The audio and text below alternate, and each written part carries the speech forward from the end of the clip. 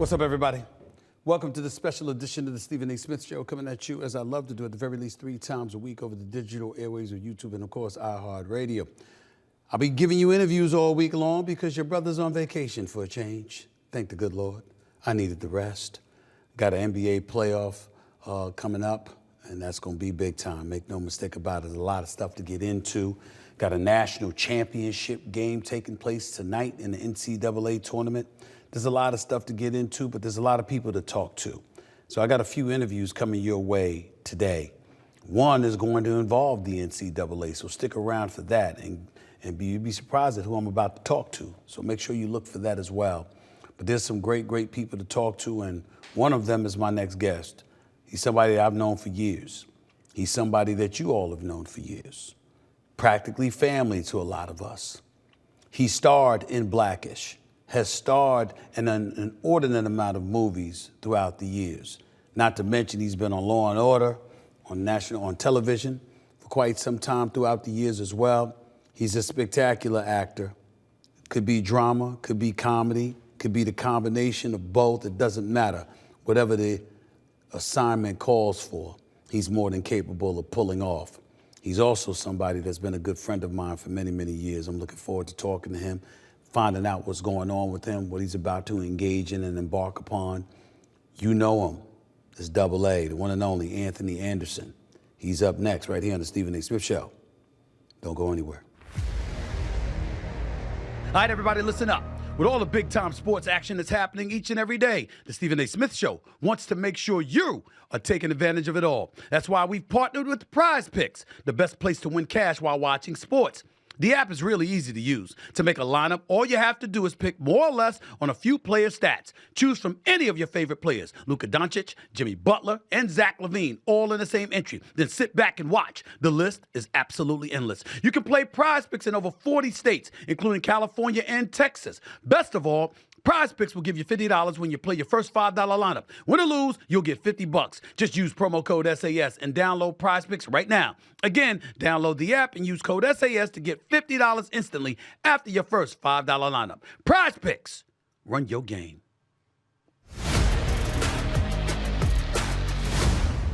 We gotta keep going. But how are we going to find Mom?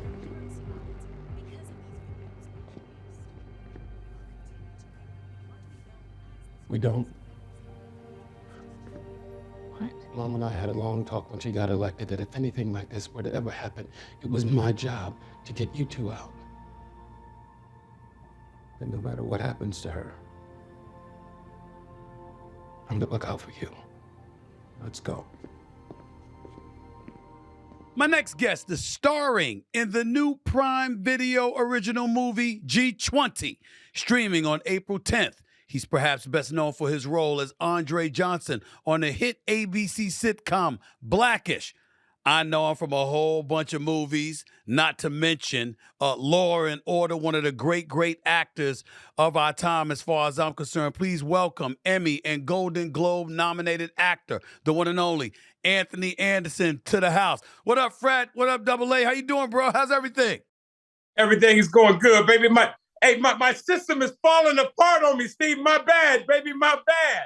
You can handle it. You can handle it. It's all good, man. Let's get right into it because I want to get into this before you get cut off with your damn electronic ass self. I mean, electronic inhibited self. I don't know what technological inhibited. Listen, this film looks like a wild ride in it. You star alongside the great Viola Davis and your daughter from Blackish, Marsai Martin. Explain the premise and your character, please. Well, you know what? I'm the first man. You know, Viola Davis is the president of the United States. I'm her husband. And I'm the first man of the United States, man. So that's my character. Now, listen, I know you personally. You're a friend of mine. I got mad love for you. You as the first man, thinking about the power of the presidency. Well, the presidency is under a microscope. The first man might be a little bit different, not so much. What kind of nonsense did you get yourself into as the first man? I mean, what kind of ideas were you throwing out there? Because I can only imagine. Well, you know what, man? As the first man, like most first ladies, our voice really isn't heard that much. But we had a great time. You know, I'm there supporting Viola's character, supporting our family. I'm a stay-at-home dad, ex-military, married to the President of the United States, who happens to go over to Cape Town for the G20 World Summit, and it happens to be attacked by terrorists. And we have a great time doing it, man. We kick a lot of butt, get a lot of butt kicked.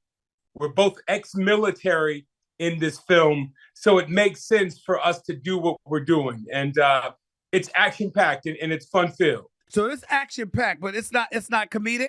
I mean, because it's you. I mean, anytime we see you making us laugh. It's not comedic? No, not comedic at all. There may be some comedic elements here and there, but definitely not a comedy. We may have a joke or two to add some levity, but this is serious business, Steve. This is serious business, man.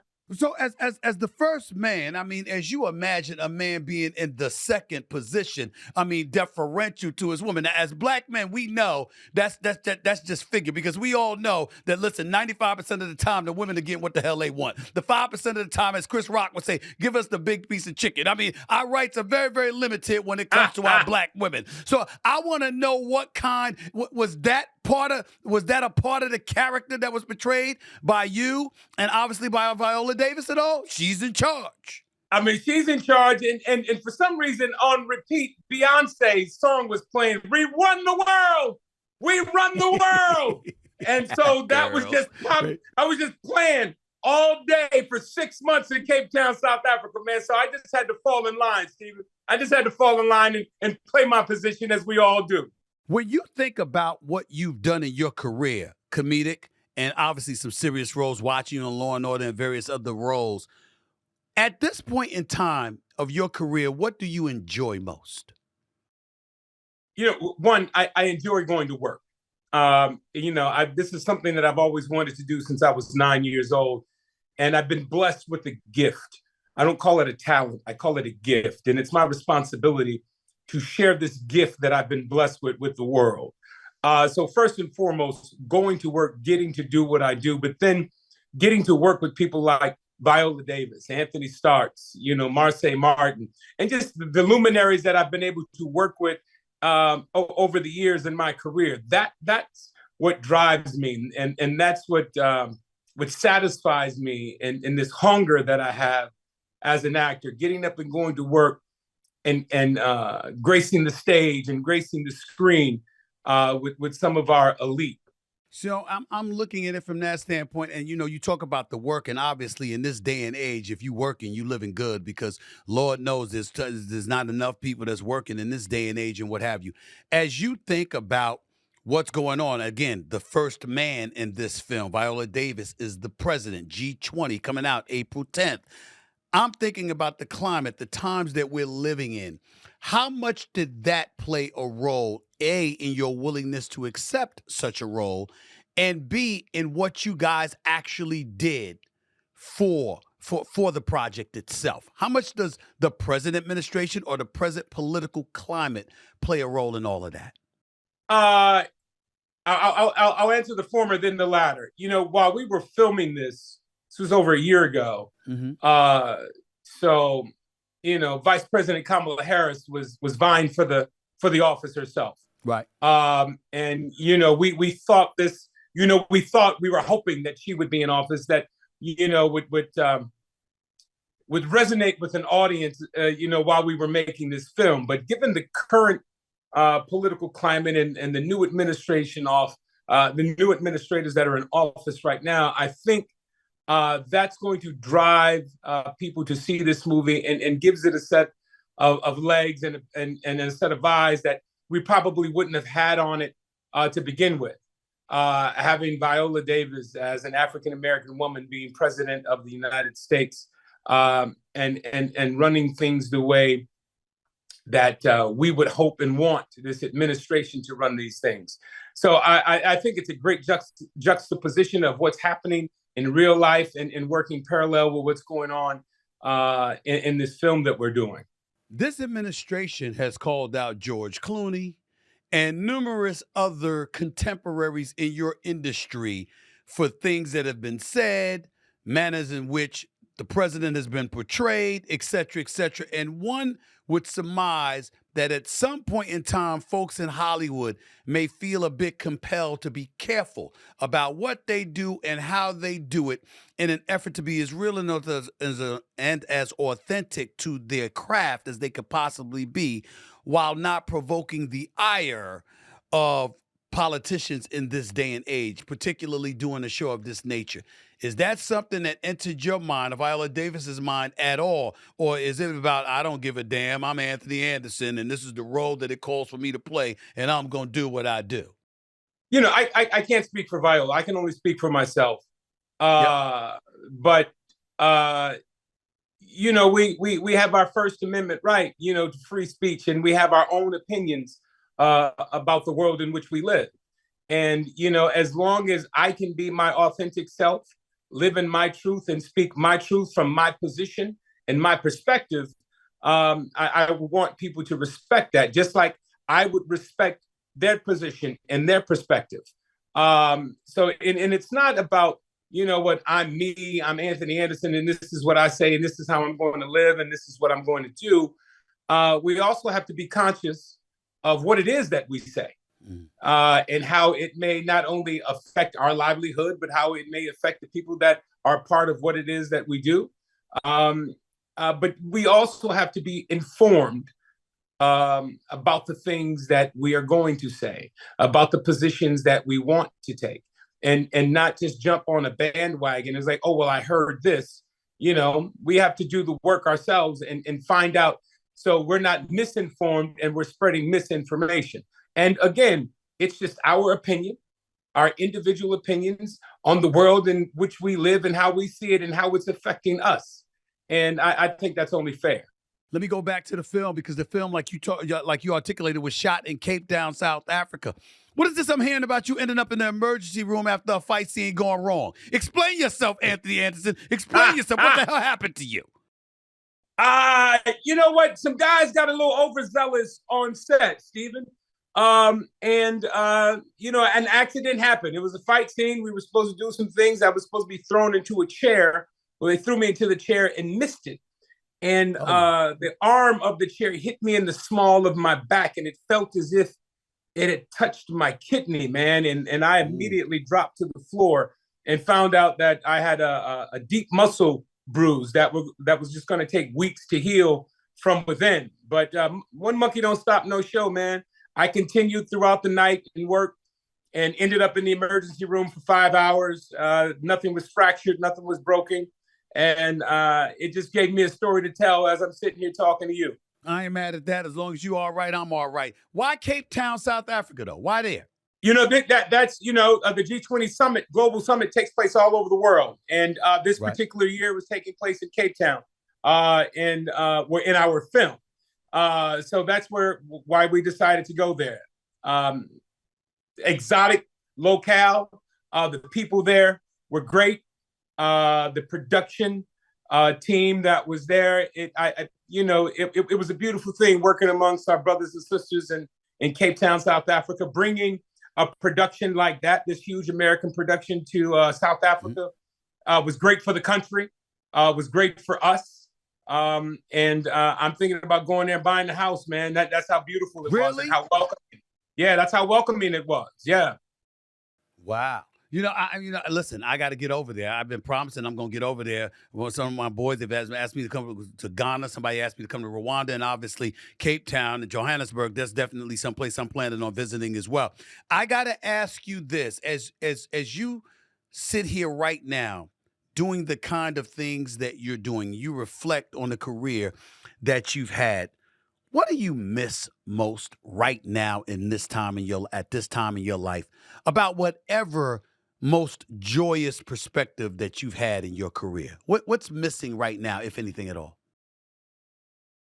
Wow, great question, man. Great question. What's missing? I don't think anything is really missing.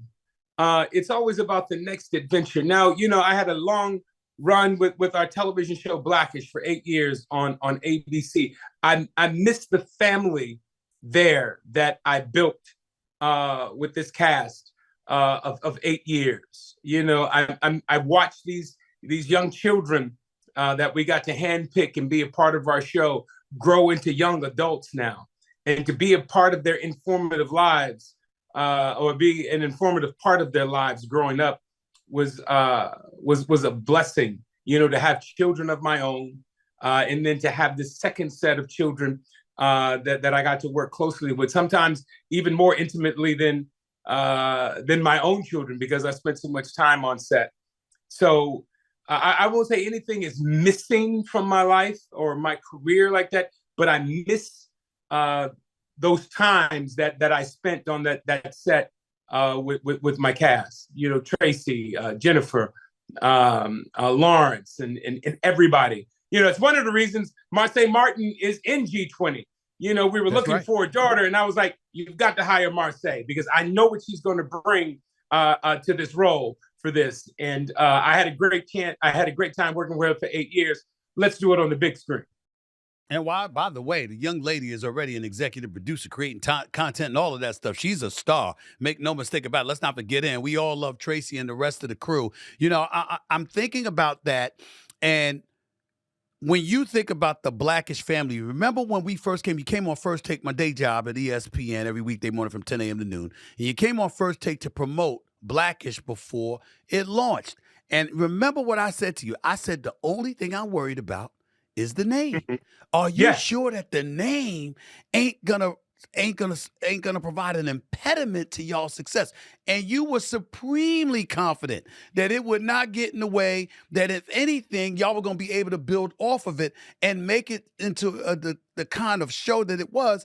And lo and behold, we went from raving for decades about the Cosbys to raving about Blackish. I know you saw success coming. Did you see that?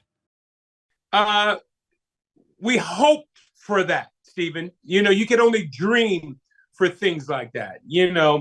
When Kenya and I sat down and talked about what we wanted to produce for television, before we even had come up with the idea of Blackish, we were just sharing ideas about our family. And it was Kenya's idea to call it that, because he said, you know what, Anthony, I feel like I went from raising a Black family to a Blackish family. And called me a few weeks after and said, I got the title for our show. And, a lot of people were hesitant about, even tuning in to watching it because of what the name is. And I was like, that has nothing to do with the quality and the portrayal of these characters, what we were going to do. And, Ish is adjacent to. We're not making a mockery of anything. So come watch this. And, the Ish is now in the zeitgeist. There are all kinds of issues out there that, have come to light since the creation of our show. So we are happy and ecstatic about that. We were able to get 2 spinoffs, Grownish and Mixedish, on the air. That's a great time. And so for us to build that type of franchise and that family amongst the shows was just amazing for us. And that's something that we always saw.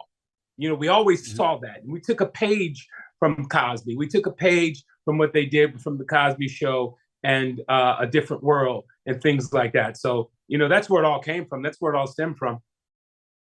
I love you on Blackish, no doubt about it. As much as and as long as we've known each other, I've never told you what your favorite role was. What was my favorite role of your portrayal in this movie? What was? Two can play that game. With Morris Chestnut and Vivica Fox. Man, because, it's like when I watch so many movies, right? I ain't going to say names because I don't want to throw no shade on anybody, but I see stars and I see cats and they've got like one of their boys that they're tight with, but the advice is always lacking.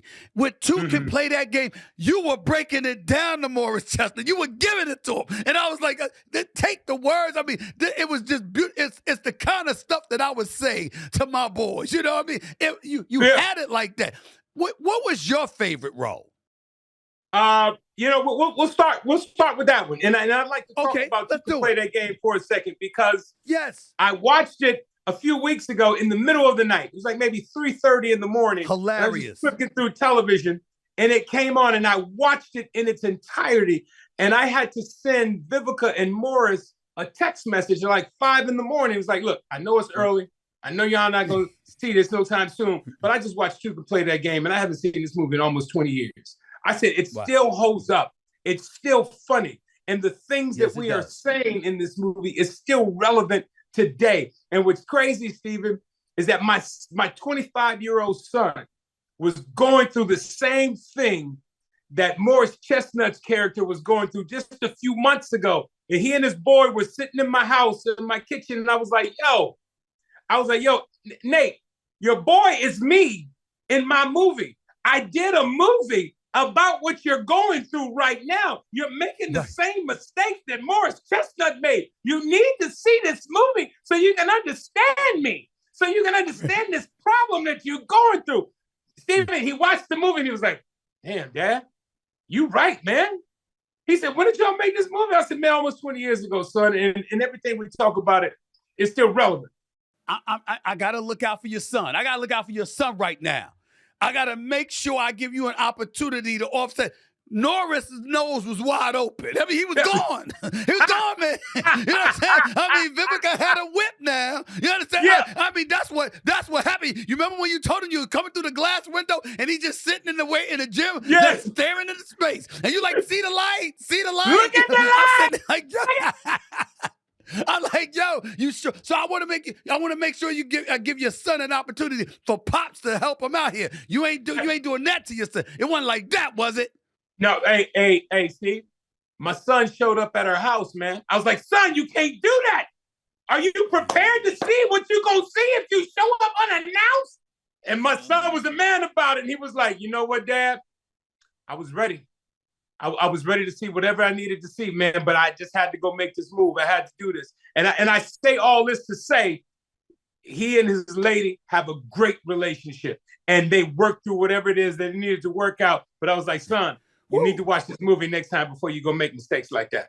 That's right. That's right. No question about it. So other than Two Can Play That Game, anything else stand out in your mind? I want to make sure, because I know you love all the stuff that you've done, but anything else stand out? I just want to make sure. Look here, man. The Departed, getting to work with the cast that I got to work with, and it being directed by Martin Leonardo Scorsese. DiCaprio, Jack Nicholson. Yes. Yeah. It just, the list goes on and on, man. Romeo Must Die. I got to work with the great Aaliyah and Jet Li and things like that. Me, Myself, and Irene, Jim Carrey. I mean, I've been very fortunate in my career, Steve. So those are the ones. And look, I ain't gonna lie. I enjoy working on Kangaroo Jack, man. Kangaroo Jack. I mean, I catch a lot of hell from behind that. I was like, yo, I love doing Kangaroo Jack as well. I got you. Listen, I know you love working with the people that you work with too.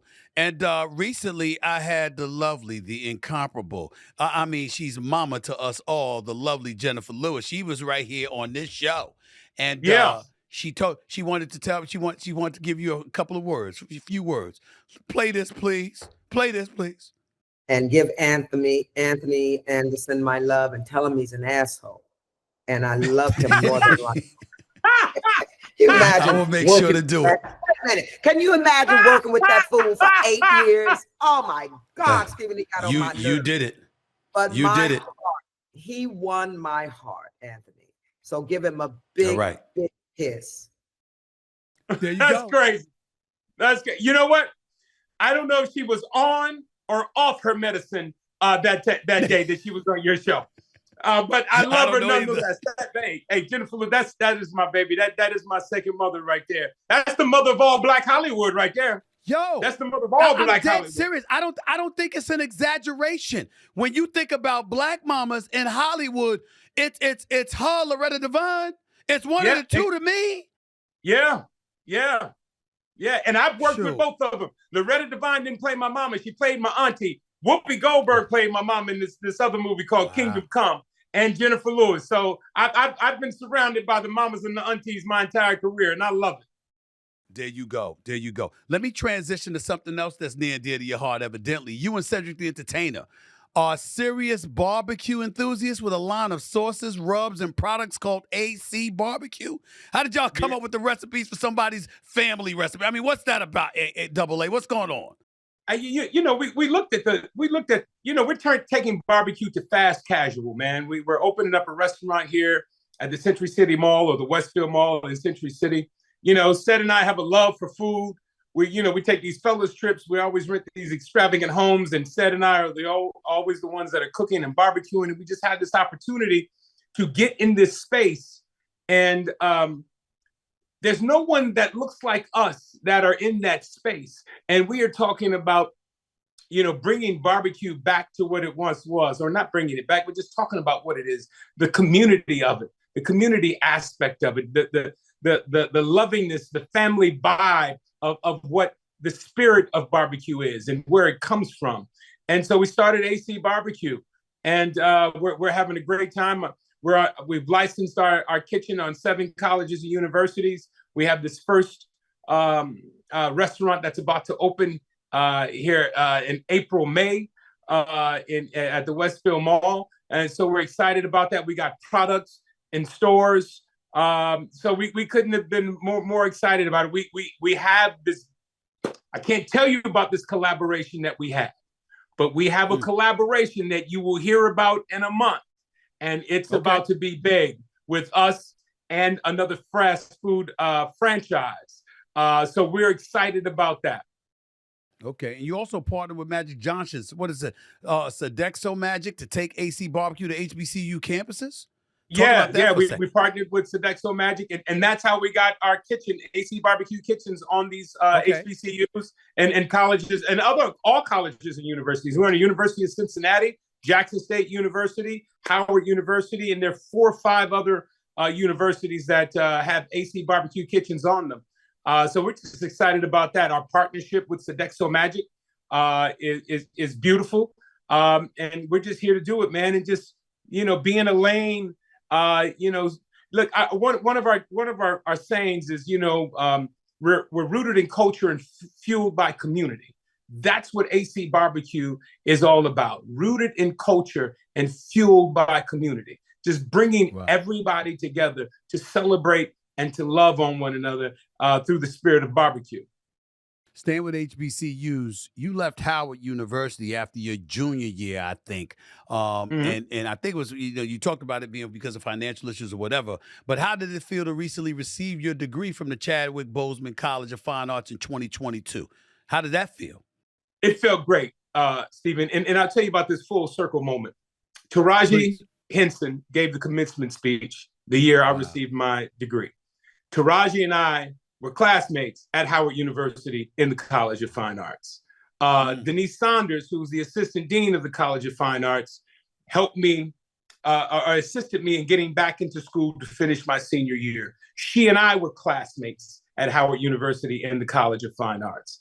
Dr. Felicia Rashad is the dean of the College of Fine Arts. She and I are colleagues and friends in this industry. She handed me my degree from the College of Fine Arts. And that year that I received my degree in 2022 was the very first year that they renamed the school, and it was renamed to the Chadwick A. Boseman School of Fine Arts. And he and I were colleagues in this industry and friendly with one another.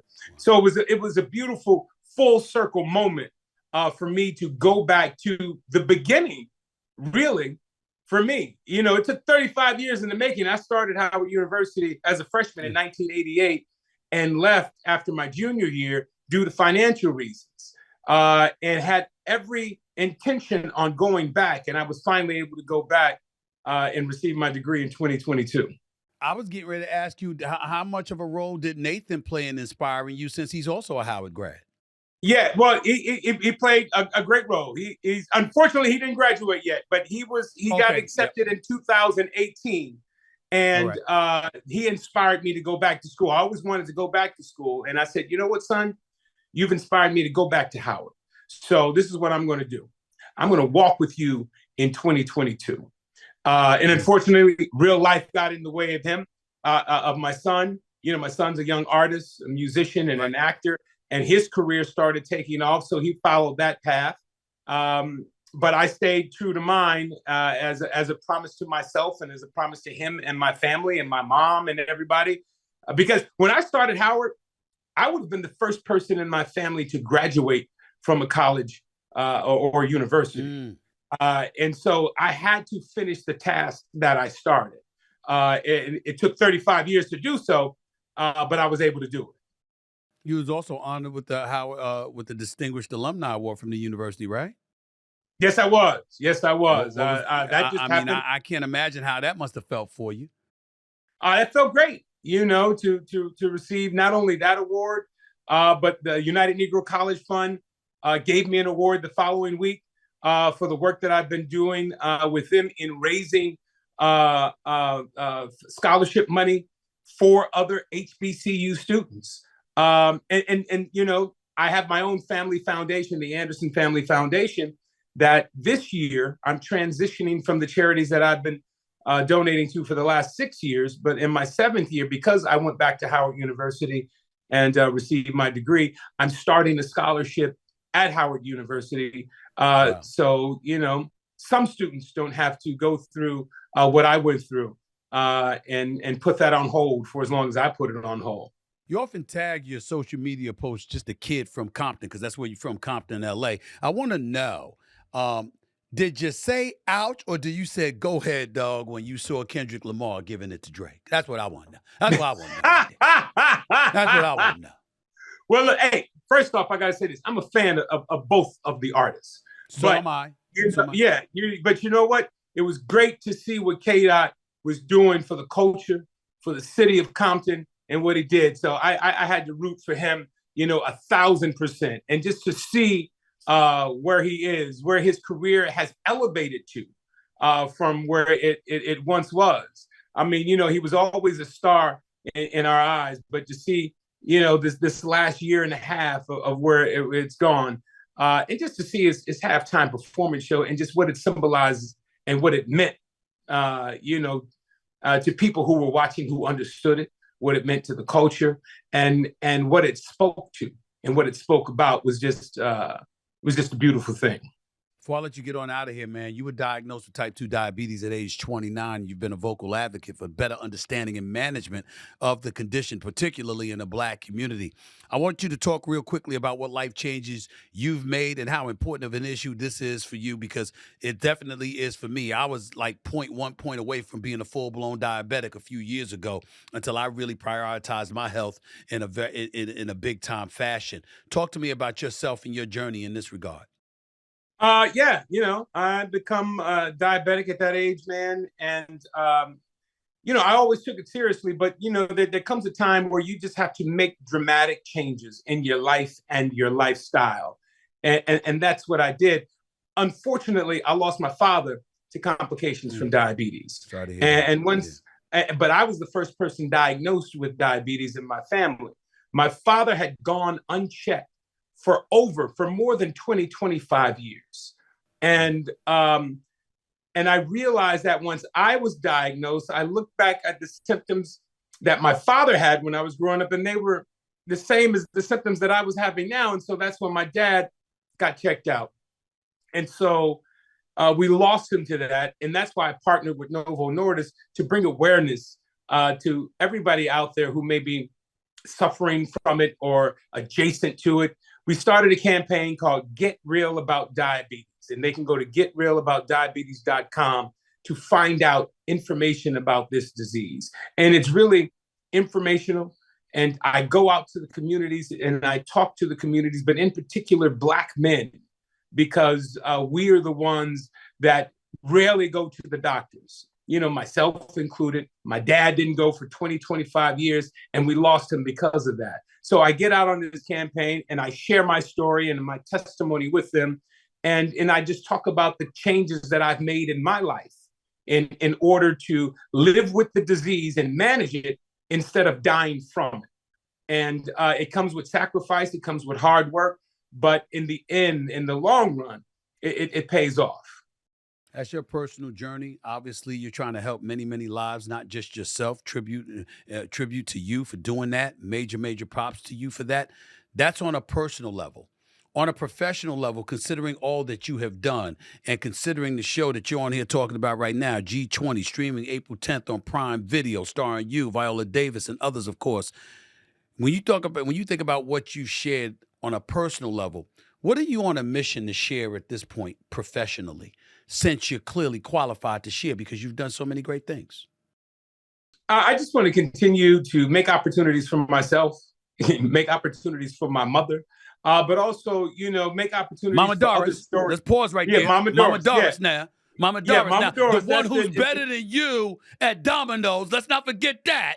Oh, Okay. okay. What? I mean, yeah, yes, she is. I learned from the best, Okay. but I just want to continue to make opportunities for creatives and storytellers. Like, people made opportunities for me to come out and be my authentic self and tell my stories from my point of view.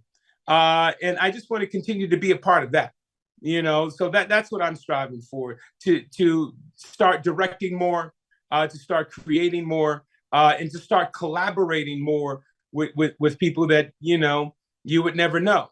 I was like, oh, I never knew this is what you did, or this is what you wanted to do. Let me be a part of that, because you didn't know this is what I wanted to do and be a part of. So it's all about collaborations and just telling, and being your authentic self and being in that space. Love you, bro. Proud of you. So good to see you. Looking forward to connecting yet again. I know you've been on the road a lot, doing a lot of great things. I'm just happy for you. Happy to see you in this space, in this place in your life right now. Really proud of you. Really happy for you. You're one of the great ones. You know how I feel about you. You know how much love I got for you. So much so that I got a surprise for you, because my career is kind of going decent. I'm doing all right, Okay. And I got something new coming up. Oh, I have been asked to appear on Law and Order. I'm taking after Anthony. I was like, what? I mean, what I got? I mean, I got to get some tips from my brother. I got to get some tips, man. Let me know. I'll run lines with you if that's what you need, Stephen. We can do that. I got you. Hey, welcome to the L&O family, baby. I mean, there are worse things to achieve in life, no doubt about that. I mean, anybody been on Law and Order? So that's the way I look at it. It's the start of something new. Appreciate you, bro. Love you, man. Appreciate you, Stephen. Always great seeing you, my friend. No doubt. All right, buddy. Baby. Talk to you soon. Thanks. It's my man, Anthony Anderson. Always a pleasure talking to that brother. It seems like you learn something new every single day. But no matter what he's taught us, via our conversation with one another in front of you all, I doubt that he's going to be able to teach us to the degree that the next guest is going to teach us. I don't know if I ever thought about introducing or interviewing an astronaut or somebody that's going into space, aerodynamics and all of this other stuff. Damn it, I don't even know what the hell it comes with the industry, for crying out loud, but I'm about to learn, because it's a sister that I'm about to talk to, who is a star, who's about to go up in space. Like, literally. I'm not speaking metaphorically or figuratively. I'm talking about literally. She's about to go up in space. Okay? A marvelous, marvelous young sister who is doing big, big things and wants to come on this show to talk about it. Inspiring young ladies everywhere, of all ethnicities. Her name is Aisha Bowe. She's the real deal. Think I'm lying? Listen to her speak. My next guest is a former NASA rocket scientist, entrepreneur, and global STEM advocate. Oh, and did I mention she will make history as one of 6 women on billionaire Jeff Bezos' 11th Blue Origin NS-31 space flight on April 14th. Please welcome the one and only Miss Aisha Bowe. How are you? How's everything? I'm good. It's nice to finally meet you. First of all, I'm very, very proud of you. Congratulations on all your success. And I'm especially proud because you're working in partnership with my alma mater, Winston-Salem State University. Yes. Tell the audience about that, please. Let's touch on that first. Listen, we could not go to space without Winston-Salem. When I embarked upon this mission, it was important for me to conduct science and to do it with a world-class institution like Winston-Salem. Thanks. I long admired their astrobotany lab from when I was at NASA, and I am privileged to have the opportunity to genetically sequence plants in space with them. How do you feel about this? I mean, they say this is the ladies' time. I mean, with all the ladies going on this historic trip, who'll be joining? Tell the audience who'll be joining you on this flight. Sure. I'm joined by Gail King, Katy Perry, Lauren Sanchez, Carrie Ann Flynn, and Amanda Wynn. Now, those ladies that elected to join you, what kind of advice have you given them? I'd like to know this because, you know, Gail is usually one that gives advice, not takes. I know she's a friend of mine and she's so bossy. I say that affectionately. What are the kind of things you told her about what she's about to embark upon? Pleasant planning and preparation, right? I look at this similar to athletics. It's important to visualize, it's important to prepare, and to be in the moment. We're getting ready to go on a journey that almost everyone who has gone on it has come back forever changed. And for people around the world who are writing me, who are engaging with the mission and seeing a little bit of themselves in us, it's important that we show up, we meet the moment. Tell the folks out there about yourself in terms of who you are and how this all came to be. I mean, when we think about, there's a lot of aspirations. People are very aspirational in this day and age, but you don't see too often somebody engaging in this kind of stuff where you're going up in space, girl. You're going above the earth, for crying out loud. I mean, how did all of this come to be? Yeah, I'm the person who never thought that I would be here. I started out as someone who wasn't high performing in high school. In fact, I went to community college. Okay. And I didn't even apply to college after asking my high school guidance counselor what she thought I could do.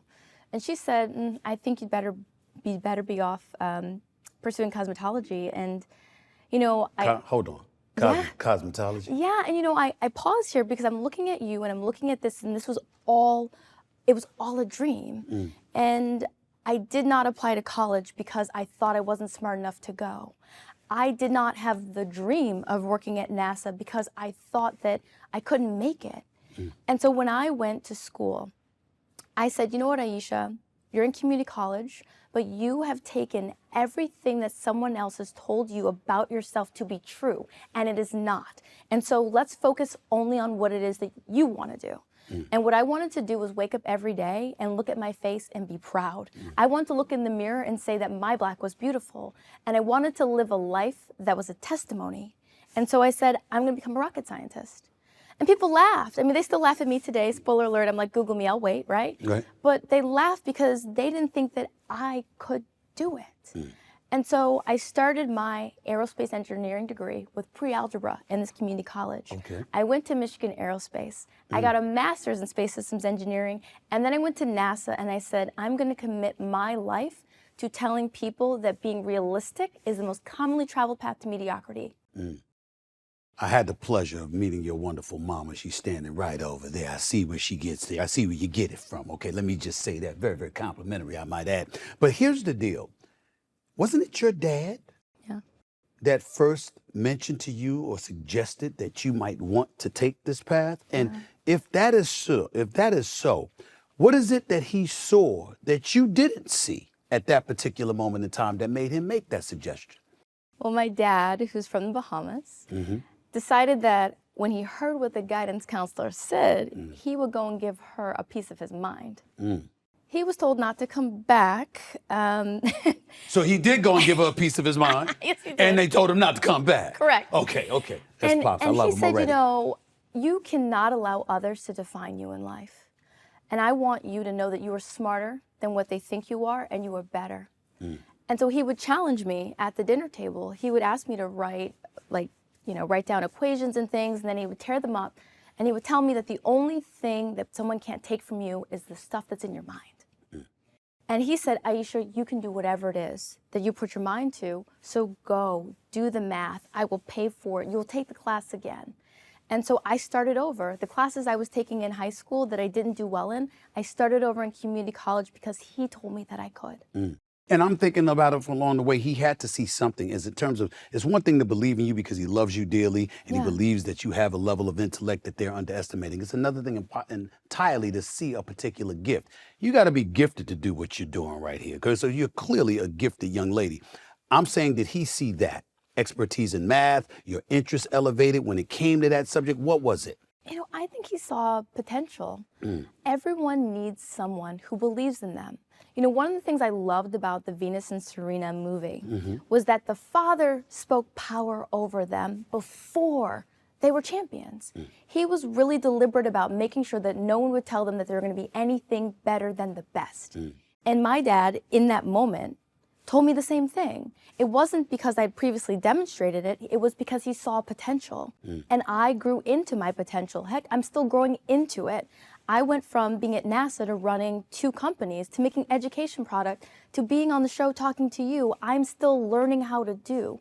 But what I stand for is the dream. I stand for the idea that there is no dream too big and nothing too audacious. Were folks derailing your dreams, or was your actions derailing your dreams because you didn't believe you were as nearly as focused as you ultimately became? Which was the biggest impediment to you getting to where you are today in your estimation?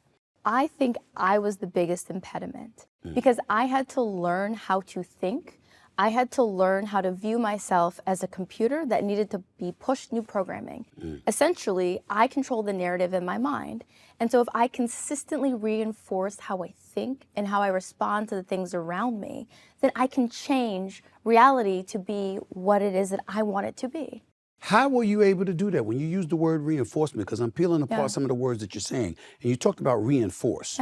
Well, that means it was there, but something inside of you was willing to put forth the due diligence, the level of tenacity, et cetera, that you were not willing to do in the past. Was the inspiration there because you wanted to make your daddy proud? Was the inspiration there because you wanted to debunk and ultimately dismiss what the teacher who referred you to cosmetology recommended? I mean, when we think about the word reinforce, it emanates from somewhere. Which was the motivation for you? I was tired of feeling bad. I wanted to feel good. When I woke up, I looked at my reflection and I didn't like what I saw. And when I really started to think of it, here it was, I had someone that loved me and thought I was so great, but I didn't think that way. I didn't feel that way. And I could not feel good without taking control of me. And so I said, I am strong enough to overcome whatever challenges are before me. And I do that every single day. Even to this day, I wake up and before I start everyone else's day, I start mine. And I have affirmations, I have meditation, I pray, and then I get going. Does meditation really work? That's been referred to me on many, many occasions. I'm going like this. It's kind of impossible. That requires me to shut up and just sit there and empty my mind. And I just think there's a lot of things in life I could pull off. I don't know if I could pull that off. Can you pull that off? How hard is it to learn how to meditate? Listen, I like to meditate. And when I meditate, I like to do it in the Bahamas. You know I'm from the Virgin Islands. Now, my family's from St. Thomas, Virgin Islands. Listen, I'm a passport-carrying Bahamian. How about that? How about that? But I mean, I look at you now and we all have to just stand down and marvel at the accomplishments that you've achieved to this degree. When I think about what you're doing moving forward, particularly with this mission and how it's going to resonate, not just in America, but throughout the world.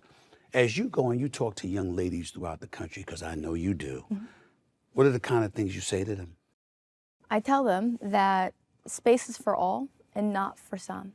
I'm literally traveling with postcards that I've asked the students to write their dreams down on because my goal is to be a bedtime story.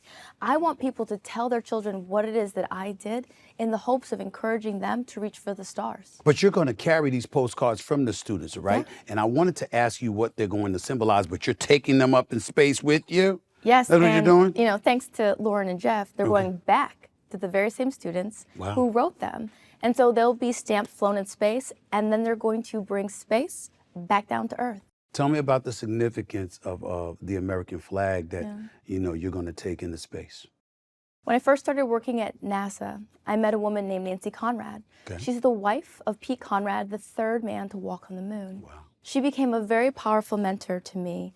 And Pete's story is similar to mine. He was rambunctious, and he didn't necessarily fit in the traditional mold of school in the beginning. Nancy saw that I wanted to go to space, and she mentored me along the way. And when the mission was confirmed, she said, Aisha, I want to provide you with a symbol of the past because you are the future. And she asked the Museum of Flight in Seattle to go and get Pete's flag that he took to the moon with him on Apollo 12, and they sent it to me. And so I will have an opportunity to put that flag back in space, and then it will have been flown twice, and his legacy and my legacy will be shared in the museum. How long you gonna be up there?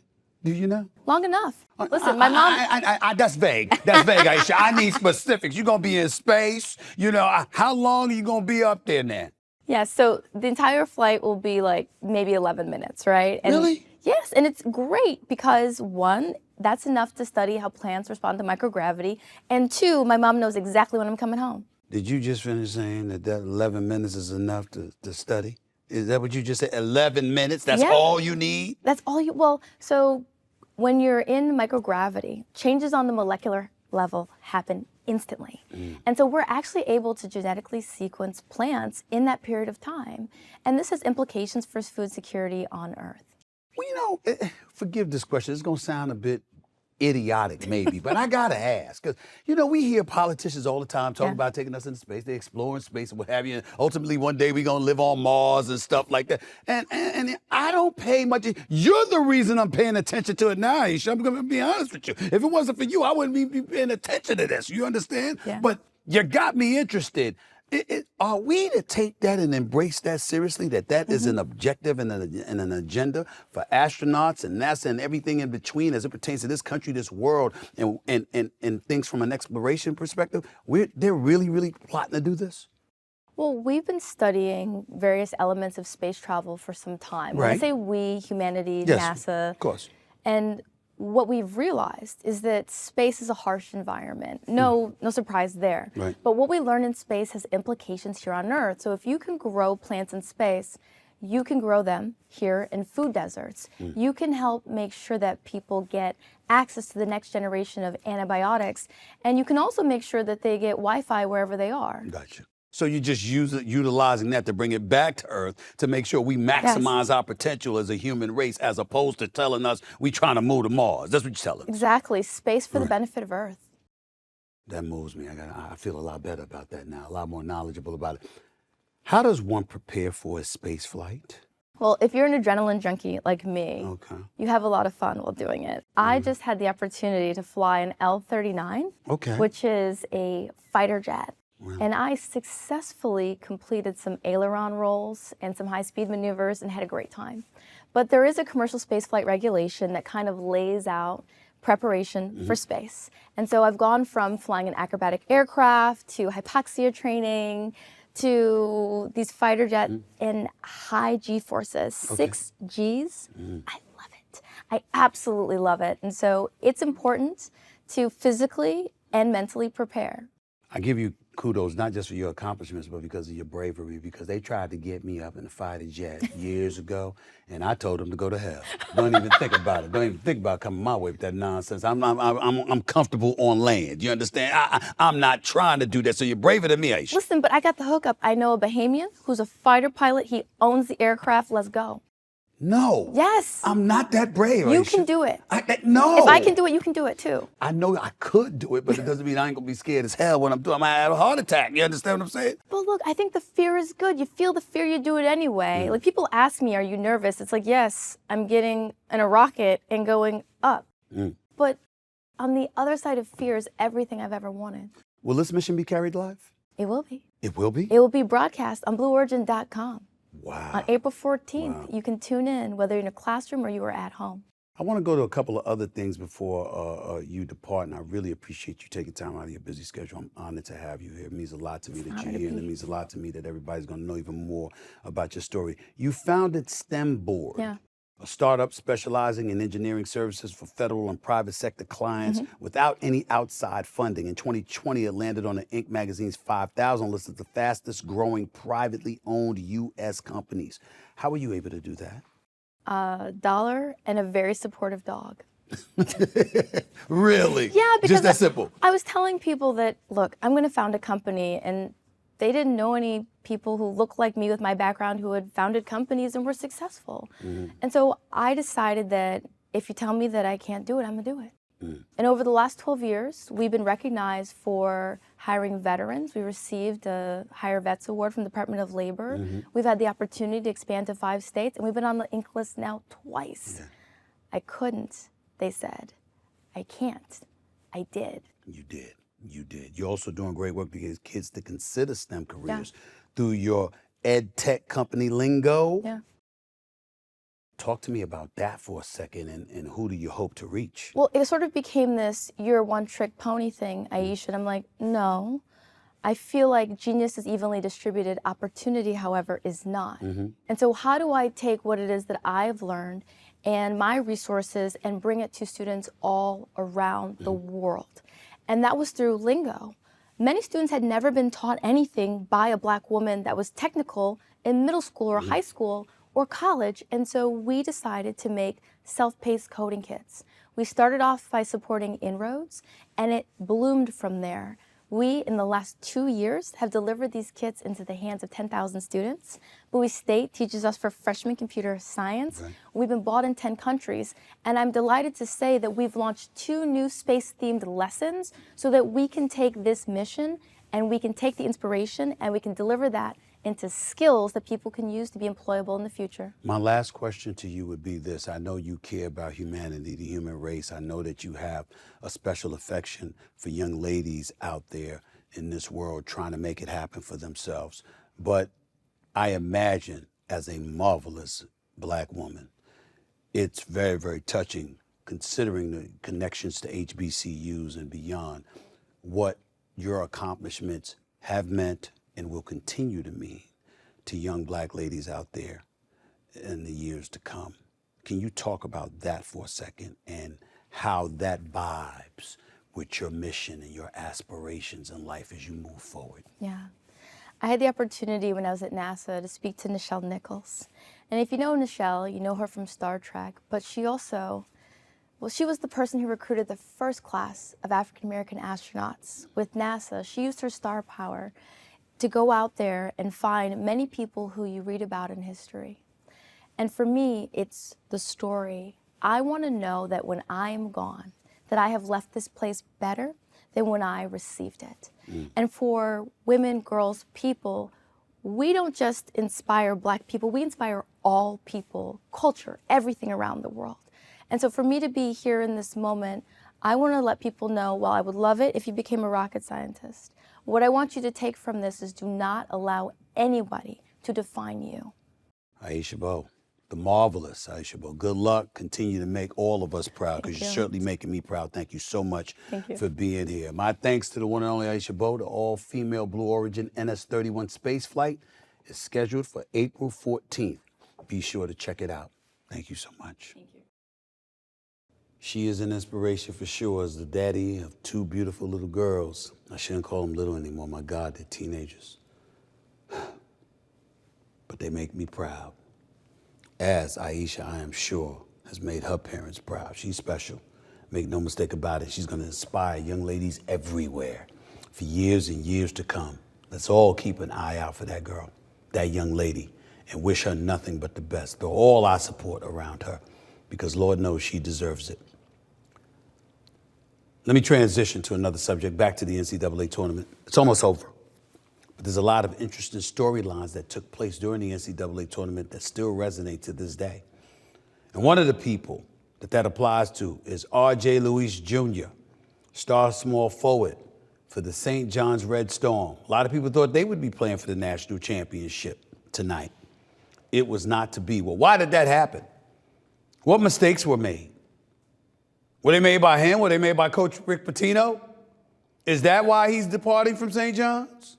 Is that why he's decided he might go pro or he might even transfer to another school? I don't know. But we're about to find out. My next guest is a now former star for St. John's University. He recently entered the transfer portal and declared for the 2025 NBA draft. If he remains in college, the Big East Player of the Year is expected to make at least $1.5 million in NIL earnings next season. So joining me now to discuss his future, none other than the now former star for St. John's himself, R.J. Luis Jr. What's going on, big time? How are you, man? How's everything? What's going on? Good afternoon. Good afternoon. It's good to see you. It's good to finally meet you. You got a lot of friends that are friends of mine. They've been telling me to meet you for quite some time. Congratulations on a great year that you've had. I have to admit and start off with this. I'm still pissed off at Coach Pitino. I did not like the fact that you were on the bench for the damn near last 5 minutes of that NCAA tournament game against Arkansas. I want to know that now that you've had time to reflect on it, how are you feeling about what transpired and where's your head at right now?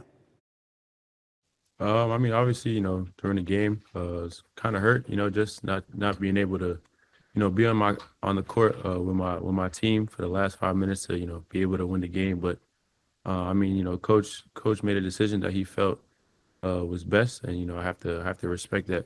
My attitude, and I think the attitude of most sports fans, is that you use what brought you there.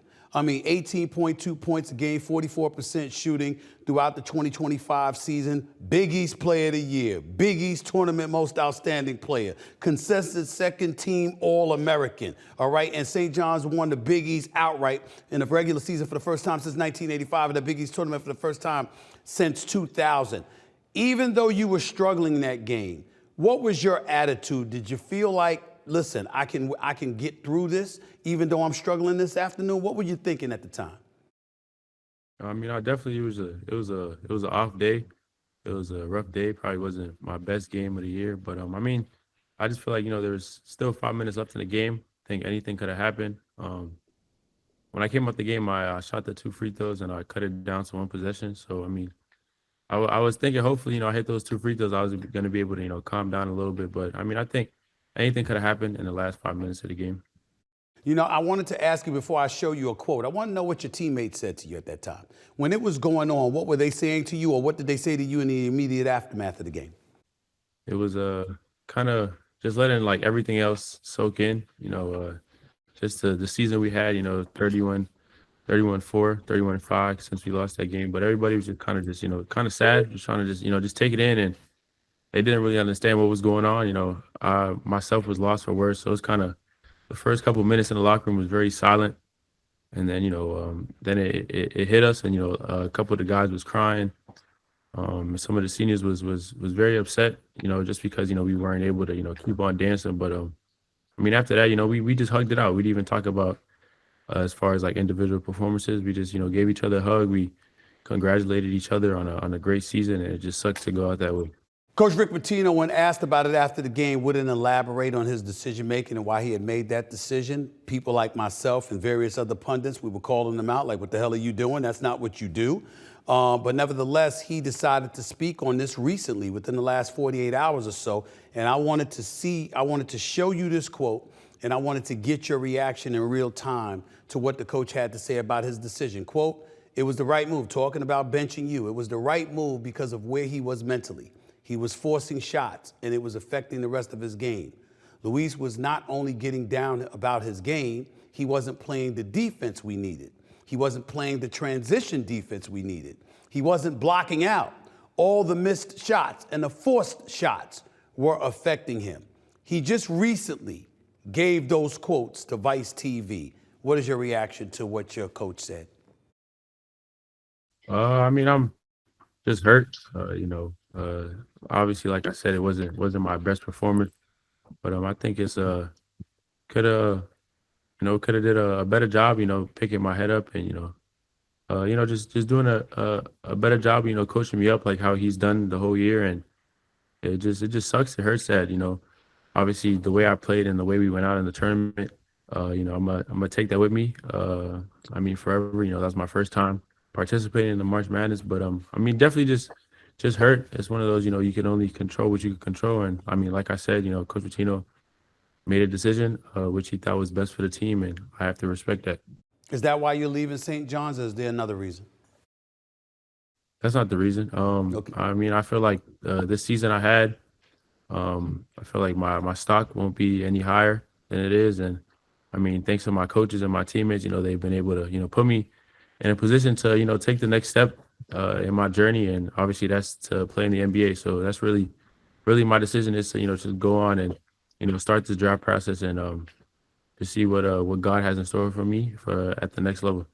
I understand that the draft process is the draft process, but is it possible that you could potentially end up transferring to another college, or are you all in on entering this NBA draft and that's what you anticipate you will do? I mean, I'm all in, but I mean, worst case scenario, always got to have a backup plan. So obviously, that's why I entered the transfer portal. But I mean, I'm fully focused, and I'm fully focused on the drafts. What kind of game do you believe you bring to the table, not just for another college team potentially, but for an NBA team? Describe your game and what you believe you bring to the table. I'm a two-way player, very versatile. I could guard multiple positions. I feel like I could defend at a high level, and I've improved that. I could score the ball at all three levels, and I'm improving my jump shot, my three-point shooting, which is very big in the NBA game. So as far as what I've done, like the last 10 games, I think I've shot like 50%. Not mentioning the last game.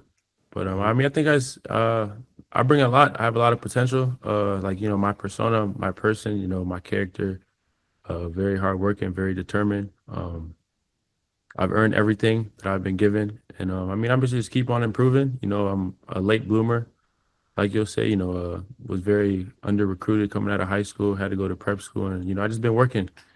For moments like these, for these opportunities, and I'm gonna just keep on putting the work in to better my craft. And I feel like, NBA team's gonna get a great kid, a very humble kid, a very hardworking kid, and a kid that wants to compete and, just win at the highest level. Well, I'm talking to the reigning Big East Player of the Year and a consistent second-team All-American, so we know you can ball. When you think about what you have to do, how far you've come, and how you've worked up to this point, are you of the mindset that, you know what, you're definitely and definitively ready now, and it would be best for you to be in the NBA now? Or is there a possibility that you might decide it might be better for you to wait and go back to school for an additional year before going pro? What's the whole mindset that you're dealing with right now? Mindset, I feel good. I'm healthy first and foremost, coming off a double shin surgery.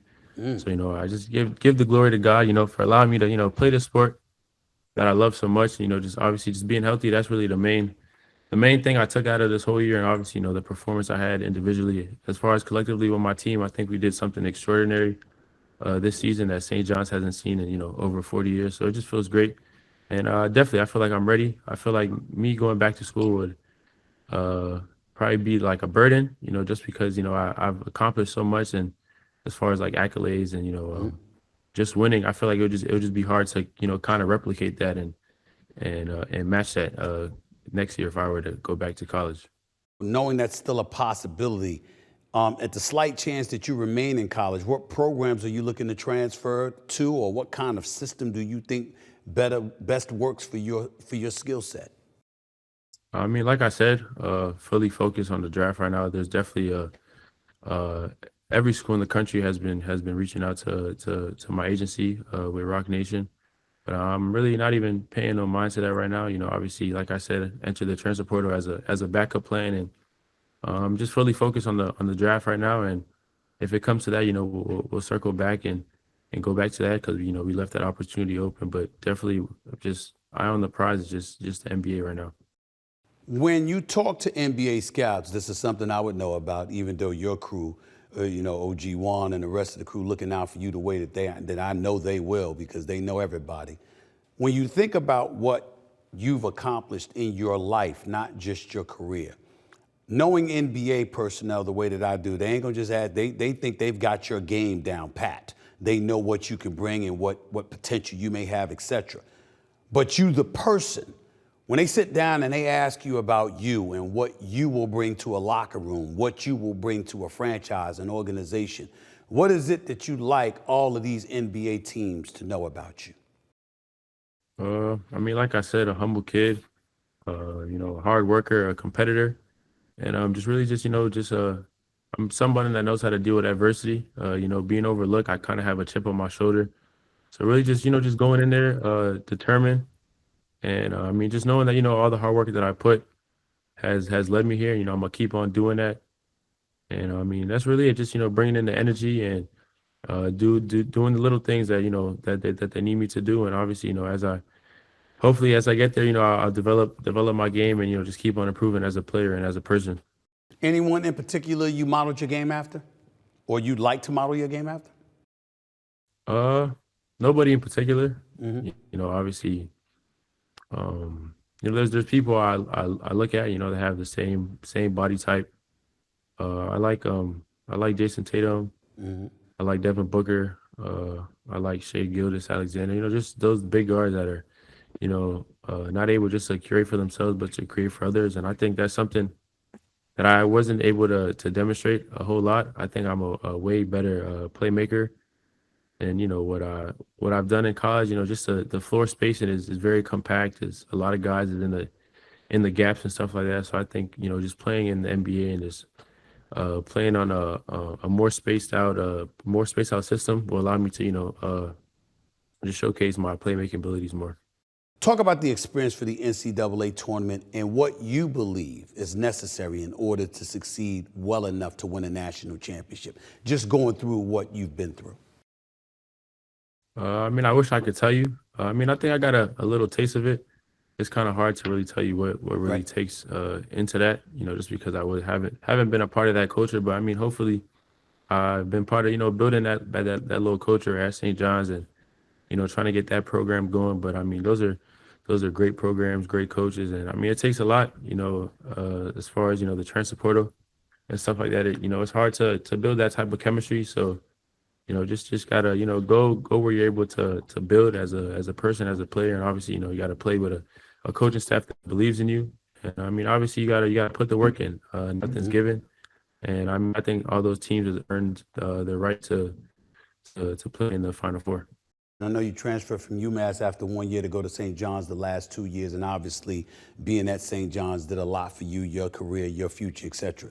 To close out, is there anything you'd like to say to somebody like a Rick Pitino before we depart? To tell him, no, I just tell him thank you for the opportunity. You know, obviously without him, I wouldn't be able to play at St. John's and, you know, obviously get a good education. I mean, some people may not know, but I'm actually a 4.0 student. Oh, So okay. I take academics pretty seriously as far as, you know, basketball.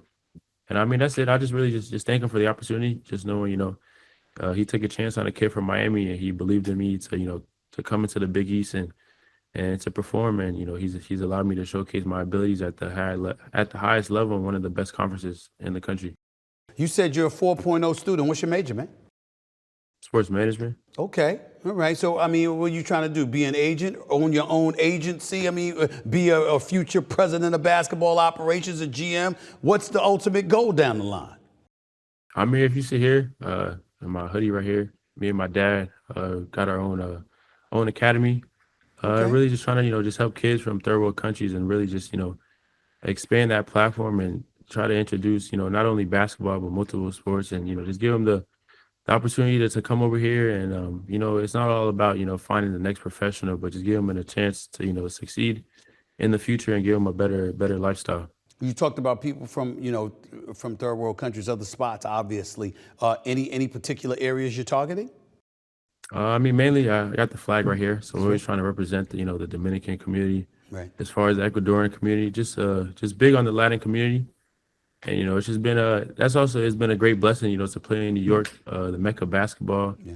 where, you know, Dominicans over back home, they say, you know, they think New York is the state of the United States. So, I mean, I think it's just great, you know, to put on and just get all that recognition and love and, you know, just to be a proud Hispanic kid that's, you know, put it on for those third world countries. And it's just truly a blessing. And I'm just trying to, you know, just embrace the journey and do the best that I can to give back. Keep doing your thing, man. Really, really proud of you. Proud of the year that you had, man. No matter how it ended, you still had a great, great year. All the best to you in the future moving forward. I know you're going to do big things, my man. R.J. Luis Jr., appreciate you, man. Thank you so much. Appreciate it. Thank you. God bless. All right. God bless. Wishing nothing but the best for that young brother. Hope he gets everything that he's worked for. None of us ever want to be defined by one of our worst moments. Just remember that. Had a bad game. No doubt about that. But that doesn't define him as a player. Let's make sure we remember that as he marches forward and moves forward. A lot of people believe in this kid. Averaged 18 a game. There's a reason to do that. Make no mistake about it. And we wish him nothing but the best. R.J. Luis Jr., hopefully that's not the last time we've heard from him. I suspect it won't be. That's it for this edition of the Stephen A. Smith Show. I'll see you in a couple of days. I got more content to bring your way, even from vacation. I won't let you down. So stick around and make sure you catch me. Until then, ladies and gentlemen, peace and love.